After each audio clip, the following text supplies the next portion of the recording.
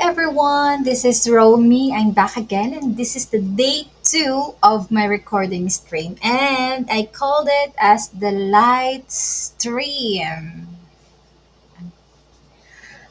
Okay, so um, once again, I would like to say hello for those who will watch this video. I thank you because you are spending your precious time watching me talking. Actually, this talking is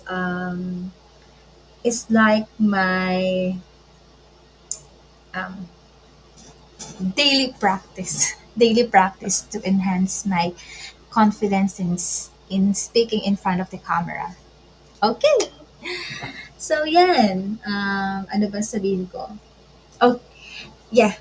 This day two of practice, I would like to share what I am doing um, recently because I'm juggling a lot. Estudyante ako, malapit na ako mag-umpisa sa course na kinuha ko, and at the same time, I'm doing a financial piece ebook. Ita-try ko ulit siyang i-launch, and um, kaka-apply ko lang din. Just hold on. Okay, there you go. Sinara ko na yung pinto.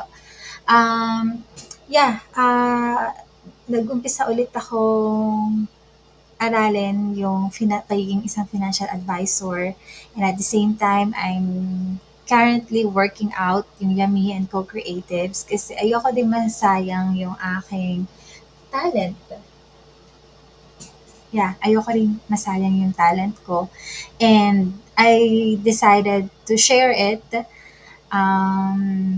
Pero hindi ko alam kung ano yung magiging framework ko. That's what I am doing. I'm trying to rebuild the confidence in pitching kasi nafe-feel ko talaga na that's my calling.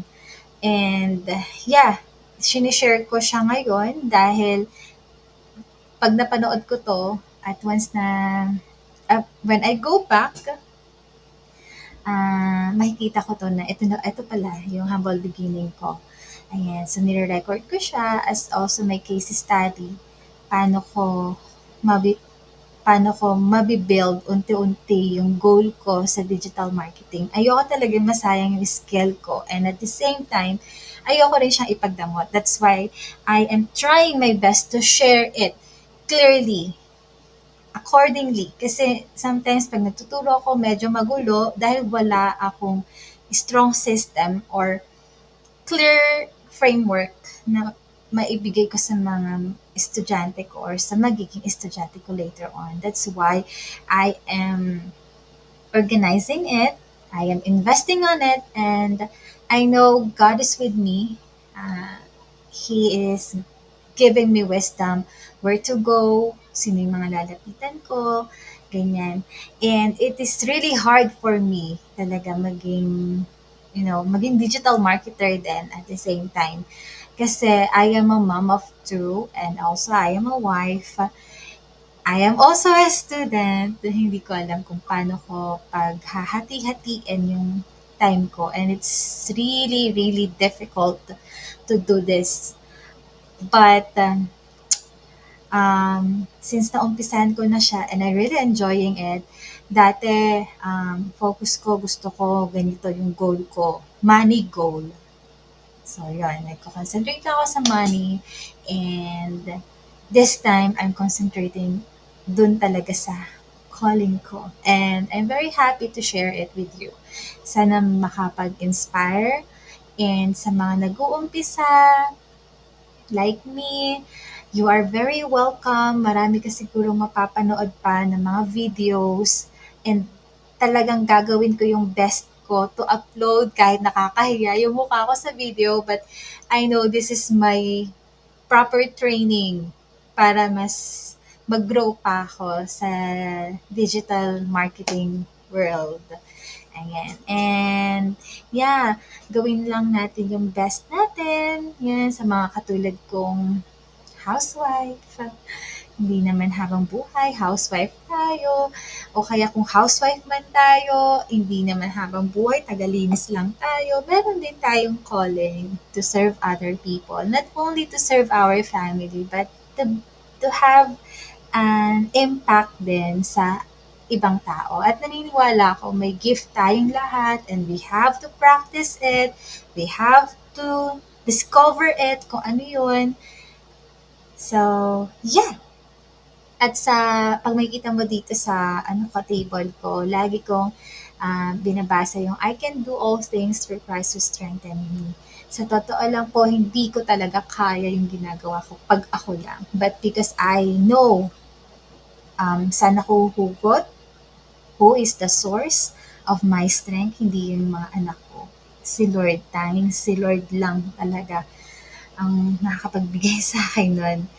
Nakita ko kasi nung ako yung nag-aalaga, ako, para sa akin humuhugot na lakas yung mga anak ko. Yung energy nila, yung pagbe-breastfeed pa lang, nakukuha niya na yung strength ko. Sabi ko, Lord, saan pa ba ako kukuha ng strength?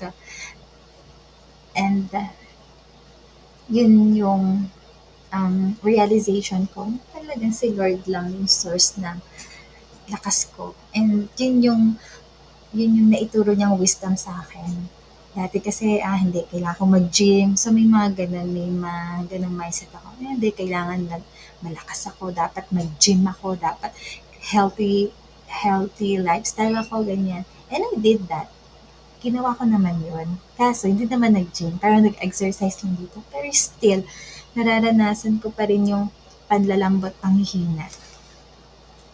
But, you know what? Whenever I'm praying, I can sense the spirit of strength that comes from the Lord. At dun ko na-realize na talagang si Lord lang ang may kakayanan na magbigay nun. And yeah, I really thank God for that kind of wisdom. And I really thank sa aking best friend, the Holy Spirit, who is always guiding me, who is watching me, who is leading me. And I know nililid niya ako dito sa platform na to. And magagamit ng platform na to bring glory to His name. Ayan. Okay. So, ilang minutes na ba? So, kapag may mga tanong kayo, may mga questions kayo, feel free. Feel free to talk to me. Mag-practice tayong mag-usap. Mag-practice tayong magbasa, mag-share. Kung ano man yung thoughts mo, ano man yung feelings mo, you are very open naman ako. Makikinig lang ako. Siguro, mag-a-advise din konti, pero hindi naman ako ganun ka-expert mag-advise. So, I will choose to be a good listener na lang. Ayan. Okay. Siguro ang i-share ko ngayon, yung mga madalas kong ginagawa na I hope matutunan din ng ibang tao is perseverance. Perseverance. Kasi, yun yung tinuro din sa akin ng Diyos eh. Persevere sa lahat ng bagay. Pagpatuloy mo kahit mahirap. Pagpatuloy mo. Kahit akala mo sobrang bigat na, doon pa rin yung do not give in to some temporary difficulties. Nasabi ko lahat naman ng difficulties is just a temporary. Hindi naman yung permanent sa buhay natin. And for me, it's a level by level of difficulties. Walang ibibigay ang Diyos sa atin na hindi natin kaya. Basta alam natin kung paano talaga pumapit sa Kanya. And yeah, kung sino man na makaka-reach ng video na to, I really thank you. And ngayon pa lang, I'm praying for your well. Tama ba? Pray for your health, that you are always well. I'm praying for your family, especially for your wellness din pala. And sana ma-reach out mo ko. Ayan, mag-message ka lang sa akin. Ilalagay ko sa comment section kung ano yung Facebook ko, pwede ka mag-send a messenger. So you can reach me anytime. Yeah, and I think that is the main role of my life, to be a good listener. Lahat naman tayo listener eh. Pero to be a good, I that wino-workout talaga yan. Kasi sometimes kapag nakikinig tayo, ang naririnig mo na lang kung ano yung sasabihin mo, ano yung i-respond mo. Yung yeah, kung ano yung response mo. So, natutunan ko sa journey ng waiting season ko, I'm still in my waiting season, pero yung natutunan ko is to be a good listener. Hindi yung ang pinapakinggan mo yung sarili mong opinion. Yeah. And then, ano pa ba? Yeah, financial peace. Nakita niyo dyan yung sa ebook ko. I have a financial peace there. May QR code. Meron akong ginawang financial peace. Actually, ang tema sana ng video na to is about my struggle in my finances. Pero siguro, hindi pa ganun ka-strong kung paano ko siya i-deliver. But I will give you my ebook. It's free. You can use it. Sana makatulong sa'yo kung may pinagdadaanan ka rin about sa finances mo. I hope you can cope it. Katulad din ng ginawa niya sa akin ng Panginoon. Hindi ko man masasabi na um, okay ako sa finances. Hindi ko masasabi yon dahil meron pa rin mga struggles. Pero ang natutunan ko lang talaga ngayon na gustong-gusto ko siyang i-share. That there is peace in everything, in every circumstances. Pakinggan mo lang talaga ang Diyos na may tinuturo siya sa'yo. Katulad ng pagturo niya sa akin na kailangan ko palang maranasan na negative para may matutunan ako. At hindi ko yun basta na-realize lang. Talagang hinanap ko ang Diyos. Hinanap ko siya ng lubos. Gusto kong makita ano yung pagkukulang ko. And then, I saw it. Doon ko nakita yung kapangyarihan ng Diyos. Pag inamin mo pala na meron kang fault, at alin yon, anong attitude yon, i-reveal naman sa'yo ng Lord yun. And once you confess it, and nag-repent tayo, pinagsisihan natin, iaangat naman niya tayo. Yun yung ginawa niya sa akin. Dati, lubog ako sa utang. Sobrang lubog kami mag-asawa sa utang.